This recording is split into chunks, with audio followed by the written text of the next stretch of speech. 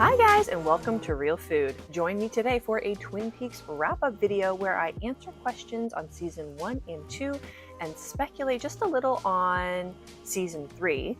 I also received some general questions about our channel, so I will save those for the end of the video. All right, let's get right into it. Many of you had questions about my favorite character in season 1 and season 2. Some of you said top 10, top 3, so I'm gonna go with the top 5. And I'm actually going to rank these from my least most favorite to my most favorite. Does that make sense? From 5 to 1, basically. In spot number 5, Nadine. You may be as surprised as me. I never would have thought that I would have put her in this list at the start of the show, but over time, I just lit up every time she came on screen. And yes, she did have a fairly goofy and comedic end to her story. Well, not very end, then she got knocked back to baseline Nadine. But anyways, things were pretty goofy for her towards the end, and not to mention an inappropriate relationship, but she actually had a lot of complexity to her character as well. She had the whole story about how she got the eye patch, she was clearly depressed, she had superhuman strength, so there was a lot going on for Nadine from start to finish, and I really just enjoyed watching her. Oh my god. 110%. I feel bad. I don't know the actress's name, but she gave it 110% the whole time, and she was just a joy to watch. Cotton balls. In spot number 4, Audrey. Unlike some of the female characters in this show, Audrey has a lot of agency. She helped to spearhead the search for Laura Palmer's killer at the beginning of the series, and that got her into quite a bit of trouble, which she managed fairly well for the most part on her own. So she's actually really tenacious and assertive, but she also has quite a bit of vulnerability as well, in particular when it comes to men, like seeking the approval of her dad and Dale. How old are you? 18. We'll see you later, Audrey. In spot number 3, Dale. Ladies and gentlemen, Federal Bureau of Investigation Special Agent Dale Cooper. Dale, how can you not love Dale? He is such a good-natured guy who really tries to stand up for what he believes in. For example, treats Audrey with a lot of respect. He also stands up to Albert. He is quirky, he is fun. So Dale is presented as really idyllic, but he is also flawed. For example, matters of the heart often get in the way for Dale when he gets involved with Annie, despite having this Wyndham Earl thing hanging over him and his history with that and Carolyn. So although he is a hero, he also has some flaws as well. A policeman's dream. In spot number 2, Leland. I don't know if this is a controversial pick in terms of like what favorite means and if I'm a bad person for picking like a molester and murderer as one of my favorite people on the show, but he so portrayed this duality of a man who is tortured and someone who is both happy and joyous, but also has deep despair and a really dark side as well. And I think that's a really hard line to find, and he wrote it beautifully, and he performed this character in a really captivating way. So Ray Wise, this one's for you. You were awesome from start to finish. The scene that comes to mind for me about where he finds this line is when he's informed by, I think it's Dale or Sheriff Truman, about Ben being arrested or questioned in Laura Palmer's death. And initially he acts like very surprised by this and he can't believe it. And then he kind of goes off for a private moment in the hallway and he has this whole set of reactions and range of emotions. So Ray Wise, thumbs up for me, number 2 spot. Number 1, many of you may be pleased to know, Major Briggs.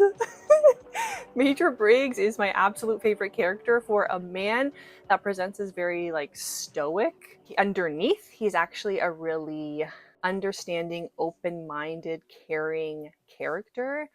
And we see this not only in the speech about Bobby, which I'll talk about a little later on in the video, but just how he treats people in general. Like, for example, how he treats the log lady, where a lot of people would pass judgment on her, especially a person perhaps in his kind of position or job. He does not. He treats everybody with kindness and respect. He also is a man of the law and really respects that, but also knows when it's appropriate to break the rules and, for example, give information to Dale or the sheriff's office. So he is my absolute number 1 favorite character in Twin Peaks. Are you proud? No, achievement is its own reward. Pride obscures it. My least favorite character Very obvious answer. I'm sorry, it's James. I really tried to think hard on this because I felt like that was such an obvious choice, but it's James. He's somehow melodramatic and subdued all at the same time. I don't really know. It's just... And some of this I feel like isn't his fault because some of the plot lines or some of the storylines he was given aren't the most interesting. But at the beginning even, like, you know, he's involved in Laura Palmer's death. We think he's a suspect. There's the whole necklace situation, but he's just so not captivating on screen. And he goes into these long diatribes about his mom, and I don't know. You have other characters in the show who have storylines that are just as irrelevant sometimes, like Dick Tremaine, for example, but are far more captivating on screen. So I hate to say it, and I know it's obvious, but James is by far my least favorite character. Why? What do I think about Wyndham Earle's character? Wyndham Earle was set up as such a boogeyman. I actually felt scared of him before we saw him, but unfortunately the more we saw of him and the more disguises he wore and the more arts and crafts projects he did and the more contrived the schemes he was involved in became, the less scary he became to me. So unfortunately, as the season progressed and as we saw more of him, I liked him less and less. I do think he was scary again in the last episode with Annie and kind of entering the Black Lodge, and all of that was good, but the in-between stuff with all of the disguises, which I'm surprised I'm saying, just really weren't doing it for me in terms of like portraying him as a really scary boogeyman. What kind of dreams? Which 3 characters have you changed your opinion on most and why? I'm going to start with Major Briggs. If you watch whatever episode he's in first, it's like the first or second episode, I think, I hated Major Briggs. I was like, who is this guy? He's so stuffy. The way he talks is so unrelatable. Then when you kind of assess his actions and actually listen to what he is saying, he is so kind and caring, and that I think is actually really uncharacteristic for a man, and a man in the 90s in that kind of a position, right? In the army or in the government. So anyone who has daddy issues, you probably end up loving Major Briggs just like I did, and I really changed my opinion on him from start to finish. Next person I changed my opinion on most is Audrey. Audrey, if you remember, or if you look back, I also really did not like at the beginning. I'm thinking of that scene. Again, it's in like one of the first or second episodes where she has the pencil in the styrofoam cup and then she lets it go and all the water goes everywhere. And then she goes kind of sauntering into the room with the businessman from Norway or something. And she's basically using Laura Palmer's death just to like stir the pot. So I really did not like her at the beginning. But then she starts to really channel her troublemaking ways, and she starts to like infiltrate the perfume counter and the department store, and she goes to One Eye Jack's, and you actually gain a lot of sympathy for her based on how effed up her family situation is. And then of course at the end we have her civil disobedience, and she really starts to channel those troublemaking ways for good. So I really did end up changing my mind on Audrey from start to finish. The last person I changed my mind on is Albert. And I feel like this is kind of a cheating answer because he was really mean at first. Like there's no question in my mind. He comes in, he's like dictatorial, he's mean, he's rude. I did not like him at all. And then I kind of feel like out of nowhere he started being nice and having sort of a bromance with the people at the sheriff office. So I don't really know where that came from, or if, I mean, he's the same character, but he was just behaving so differently. So I really did change my mind on him, and I liked him in the end, but he almost felt like a different character. But still, Albert, you got my number 3 spot. Albert? Albert. Are we gonna have to stand here all afternoon? Who is my favorite couple? Obviously Big Ed and Norma.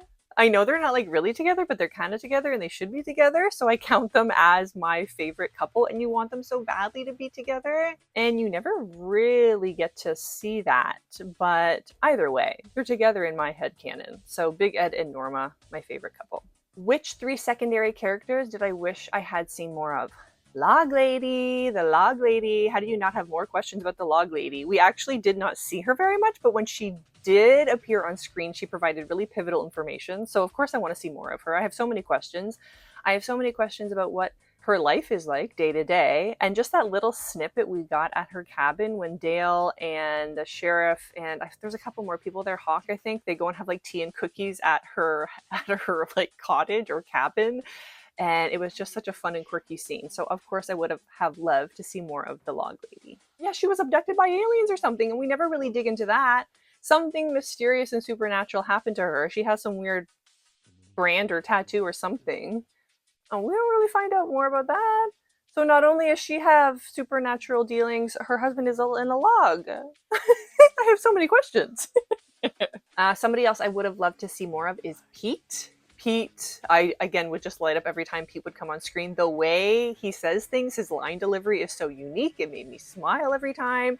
There was a fish in the percolator.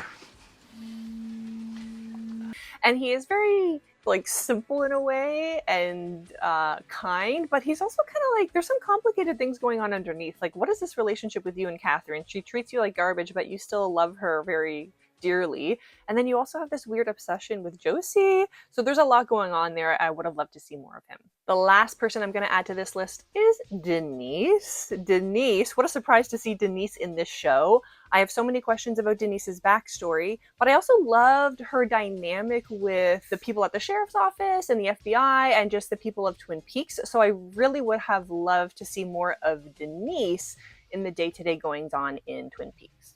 Out of all the supernatural beings depicted in season 1 and season 2, which one was my favorite? Again, I think this is both an obvious but a weird answer, but the answer is Bob. Does that make me a weird person? I don't know. And again, what does favorite mean? Favorite means like which one has, in my mind, which one has stuck with me the most, and that is Bob. I cannot get Bob out of my mind. Every time I look behind a couch, I'm scared I'm gonna see it, like especially when I'm home alone or I'm walking around at night. I get scared, and there are so many moments, Bob moments, that are stuck in my mind. And I think it's even more impressive when you know that this was not like a trained actor. This was someone that David Lynch saw. This sounds like the most David Lynch thing in the world, and said like, hey, you be in this. And he did it, and he did such a good job of it. And especially for scenes like the death of Maddie, like that's a really difficult thing to act. Does that make sense?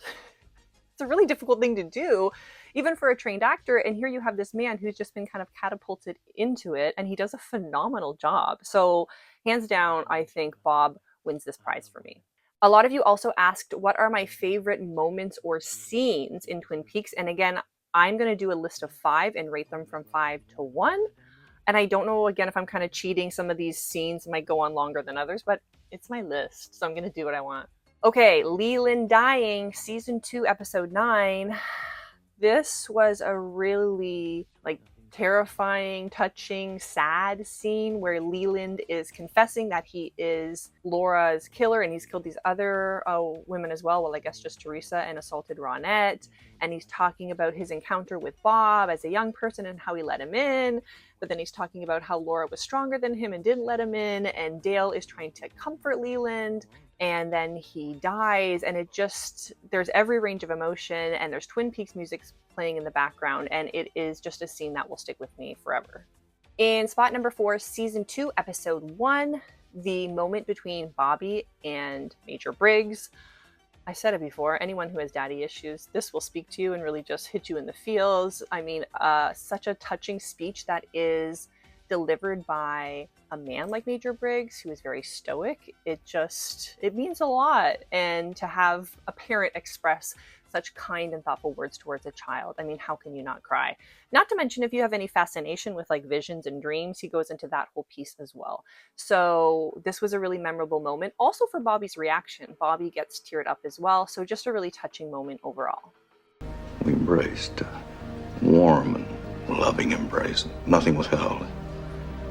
We were, in this moment, one. This is where I really started to like Major Briggs. And I was like, oh my God, there's a whole other side to this man. And he might appear a certain way on the surface in terms of how he carries himself or how he talks. But when you listen to what he's saying, it's so wise and touching. Yeah, I guess he did slap Bobby. But also Bobby was being a little shit. And even if you go back and you look at that scene, what he's saying to Bobby is actually not untrue. He's just saying it in such a stuffy way. But he has a lot of warmth in this scene in particular. Season 2, episode 22. Dale as the doppelganger in the mirror, smashing his head. This is the biggest cliffhanger I think I've ever seen, and I can't imagine people waiting. Well, we had to wait 25 years. They didn't even know they were going to get that. So this is such an iconic moment and also a really striking moment. And yeah, the biggest cliffhanger I think I've ever seen. So it sticks with me for that reason.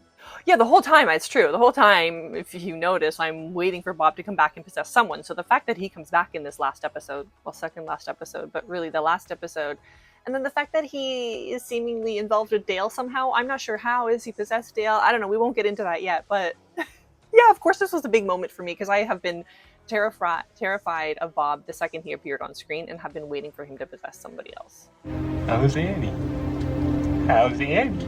Season 2, Episode 7, Maddie's Death. This is also something I think about often. Unfortunately, it has been ingrained in my brain. So not only do you finally get the information that Leland, Laura's dad, killed her and molested her. So you get that huge piece of information that we have been waiting more than a season to get. You also get, of course, the terrifying attack on Maddie and her murder. Just everything about this scene is so horrifying. You have Sarah Palmer on the ground. Who knows what's going on with her? Then you have Maddie coming down the stairs unexpectedly and just getting pounced on by Leland. You have this constant going back and forth of it being Leland and Bob. The slowing down, I'm pretty sure it's in like slow-mo or something, and then there's like a spotlight and it almost sounds like things are like underwater, or there's like a murkiness to like the sound that's going on, and then she's basically cornered as a woman. That's terrifying. And then, you know, he's like dancing with her corpse. So there's just so many horrifying things going on, and then the way it's shot makes it even more impactful. So unfortunately, this will haunt my nightmares forever. It's my second favorite moment. What? What does favorite mean? Have I warped this list? It's constantly flicking back and forth from the performance at the Roadhouse and what's kind of happening there, and the giant telling Dale like, hello, what's happening again? So like that whole thing from start to finish is so masterfully done. It is happening again. Okay, season 1, episode 3, The Fire Walk With Me speech, poem, whatever you want to call it. The show was already quirky up until this point, but this is where the quirkiness really goes off the chart, and it is so weird. It definitely gave me more questions than it answered. You see Bob, you see Mike, who delivers that terrifying speech. You see the little man dancing. You see Laura Palmer deliver information to Dale. Everyone's talking backwards. It was just like nothing I had ever seen before, especially from a TV show. So it really stuck with me. Fire, walk with me. Okay, of course I wanted to. Okay. Of course I wanted to pick more than 5 moments, because how cruel of you to force me to choose 5 moments from this entire 2 seasons. So I got to give a couple honorable mentions. 1, the llama interrupting Dale. Classic. Love animals. Oh no, now I'm thinking about Waldo's death. That wasn't my favorite though. The llama interrupting Dale. Funny. Another honorable mention, or honorable mentions, I should say, every time Leland would break down and dance. It's so funny, but also sad, but also funny, but also sad. But if I had to pick one time, it was when he's at the Great Northern and they're having like the party for the people from Iceland or something. And then Ben Horne sends Catherine onto the dance floor to kind of like hide the fact that Leland is having a breakdown. And then they all started doing like this, and all the Iceland people started doing like this. And that is probably the most enjoyable, if that's okay to say, Leland breaking down moment that I can remember. One more honorable mention, when Leland has Maddie in the trunk of his car and he's driving, and then he gets pulled over by Dale. I don't know if Sheriff Truman or somebody else is there with him, and he almost gets caught, and then he's like, it looks like he's gonna like hit one of them on the head. Anyway, it's just a very tense but brief moment that they kind of like brush over. And that moment, for some reason, also really sticks with me. At what point in the series did you realize or suspect that the Black Lodge waiting room was going to be the same one from the dream? And I actually really appreciate this question, but I don't totally remember. It's interesting. I can't ever remember a moment where I was like struck by this information. What I do know is that we see quite early on, we see the red room, or the room with the drapes and like the black and white floor. We see Bob and Mike in that place, or like that's all incorporated into the same dream. So I think I just assumed, because you have those bad supernatural entities there, that is the Black Lodge, once we find out that the Black Lodge is a thing, because that's really the only supernatural realm that we're talking about, the Black Lodge and the White Lodge. Then I guess I thought about it a little bit more and decided, well, like, is this place just the Black Lodge? Or as simple as the fact that there are black and white lines on the floor? So could it be kind of both? Could it be both the Black Lodge and the White Lodge? Could it simply be like a waiting room for that space? You also have chairs in this space. You have weird things going on, yes, but they're not necessarily all bad all the time. For example, you have Laura giving Dale information or whispering into his ear information that is seemingly helpful. So it definitely seemed like a bad place, but I was kind of confused about exactly if that was exactly the Black Lodge or if there was more going on there. You also had the red drapes in whoever's cottage that was. Leo's cottage, right? Or cabin. So that I think also led me to believe like there's something bad going on in this place, and like red drapes is a signifier of that. Is there there's red drapes at 1A Jacks as well? Yeah.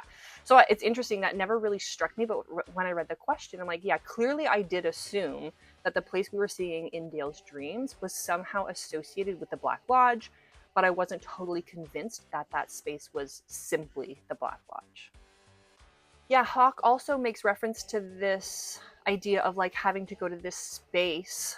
Yeah, there's a place you have to pass through to go to the Black Lodge to get to the White Lodge. So it also kind of is making reference to maybe this kind of like waiting room space or this extra space leading to both the Black Lodge and the White Lodge.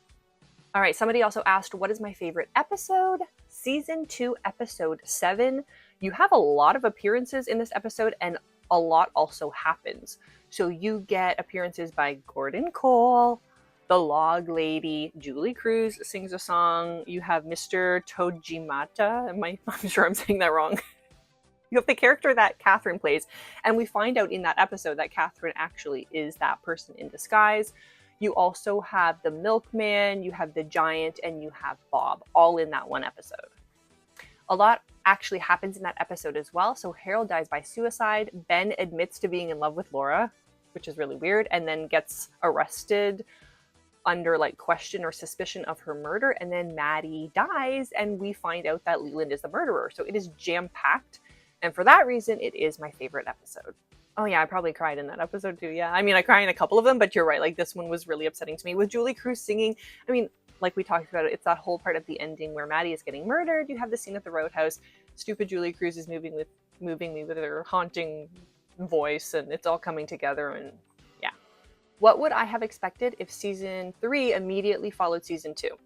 So there was a lot of B plots or kind of secondary plots that I would have expected to be picked up. So you have like the situation with Donna and her parents. You have Audrey's civil disobedience. You have Doc Hayward potentially killing Ben. I don't know what's going on there.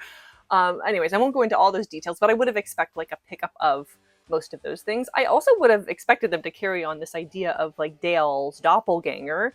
I have so many questions about this. I don't even know if I really completely understand what's going on. Like, does everyone have a doppelganger? Is Dale simply possessed by Bob? Because we do see Bob in the mirror. I have so many questions about what exactly is going on there. So I would have assumed that they would have picked up on that. Knowing that Dale is evil in some way would obviously have created a lot of turmoil in Twin Peaks. So what happens next would have been amazing to see. And that kind of leads me into another question that people had, which is, what do I anticipate in season 3? I do think that they're going to continue to explore this idea of like dark, light, good, bad, because that is Twin Peaks as a whole. That is very David Lynchy as far as I know, and that is something they have always done. But I don't know. So do I know that we see Dale in season 3? Yes. That's about all I know. I don't know who else makes an appearance. So then my question is, does season 3 pick up immediately after this happens in season 2? Is it like 25 years later in reality, and we're seeing what life is like 25 years later in Twin Peaks? And if so, if evil Dale has existed that whole time, what does that look like? So I really don't know what to expect, other than I know that there will be this constant kind of analyzing of people as kind of good and evil and containing multitudes. Okay, so yeah, I have a lot of questions about Dale. I am also quite confident that Laura Palmer, Cheryl Lee, will make an appearance in some way, shape, or form. I don't know what that would look like. But again, I have so many questions. Like, I'm assuming some characters are going to make appearances again, but they're going to look older. So I would imagine that things are going to be taking place like 25 years after the fact. 25 years is a long time. You can't kind of really just like fake that this is happening like immediately after the end of season 2. So I have a lot of questions about the timing of things. I don't really have a sense of who else will make appearances. I would imagine some of the older actors, like I don't think Doc Hayward is going to show up again, sadly, but he's in jail for murder, so.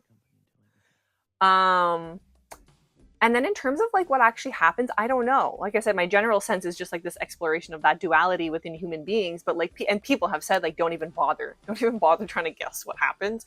So my guess is we're going to get a lot of like abstract, weird visuals. I think this one is done from, I think this like season 3 is David Lynch from start to finish. Is that true? Yeah. So it's going to be weird. It's going to be weird. And so I'm not going to try to predict, because what can I predict? I don't know. Anyways, that's as much as I can give you for season 3. With Twin Peaks, I think the idea is you kind of got to just go with the flow. So that's what I am prepared to do for season 3. All right, somebody asked the question about what Sarah Palmer's message means to Major Briggs. I think it's something along the lines of, I'm in the Black Lodge with Dale Cooper.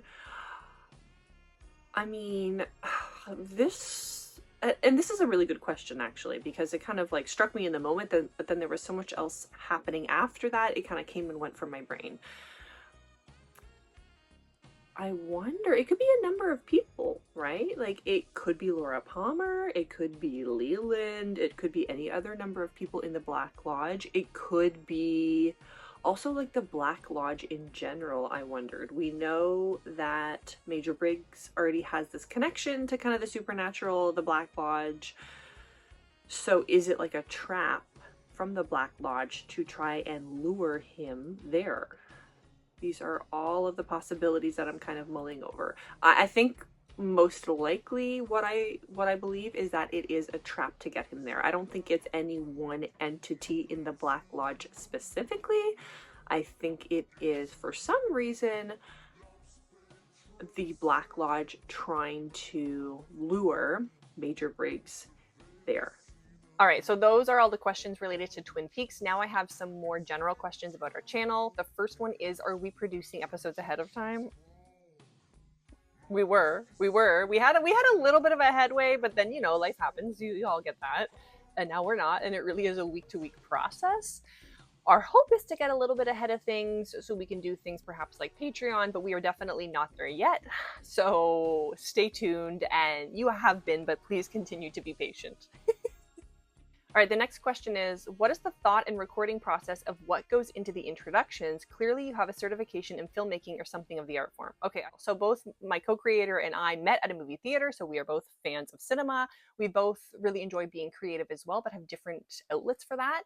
My co-creator / the editor has some education in filmmaking, but really has kind of learned along the years and is just really passionate about storytelling and writing and cultivating and creating a vibe. I, on the other hand, really enjoy creating through food. So on our downtime, we would do this. We would watch movies and we would make things to eat and enjoy alongside those movies. And we thought, hey, this brings us so much joy. Why don't we see if there is an appetite for this? No pun intended. In the world at large. And so that kind of brought us to YouTube, and here we are today. And I would say that's kind of the thought process for the introductions as well. I will watch the episode. I, of course, am always fixated on any kind of food that comes up. That gives me ideas for what kind of food we might want to showcase in an introduction or the next episode. And then my co-creator, or I should say the co-creator, and then the co-creator or the editor will really kind of pick apart moments or themes from the episode that we want to showcase or highlight. We also have a playlist of music that we think could be appropriate for Twin Peaks, and then once we decide sort of what food and what themes and moments we want to highlight from the episode, then we go through that list and try to pick a song that would fit those moments and really create an overall vibe. Oh, and sometimes, of course, this changes on the fly. And sometimes, of course, it happens last minute. Like how I boiled our 20-year relationship down to this. Okay. All right, the last question I got is, what is your favorite 3-course meal? What a good question. This one was really... Easy for me to answer. All right, first course, charcuterie board. I'm a basic white woman. And I love to snack and I love to nibble on different things in a smorgasbord. So give me some meats, give me some cheeses, give me some mustards, something sweet like a jam or something, like a fruit. I just want to nibble on different things. First course. Second course. I got some Italian in my blood. I want pasta of some sort. Gnocchi. Gnocchi is my absolute favorite. I'm not really a meatball girl, but I mean, I'll take anything with gnocchi. For those of you that don't know what gnocchi is, it's an Italian dumpling made with sauce. It's delicious. Third course, a la Twin Peaks, pie. I'm a pie fan. More than any other dessert, I can get my hands on pie. And strawberry rhubarb is my favorite. Alright guys, those are my thoughts on Twin Peaks Season 1 and 2. Thank you so much for submitting your questions. I would be very interested in knowing your thoughts and opinions, so please make sure that you comment down below. And we will be reacting to Fire Walk With Me next. So if you don't want to miss a beat, make sure you subscribe to Real Food.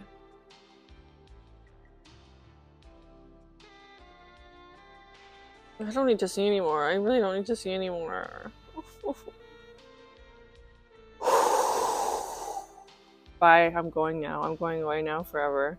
Like, no. No. You don't need to slurp it like that. It's not necessary. You do not need to slurp it like that. I hate everyone that told me to eat a muffin. By the way. Go to hell.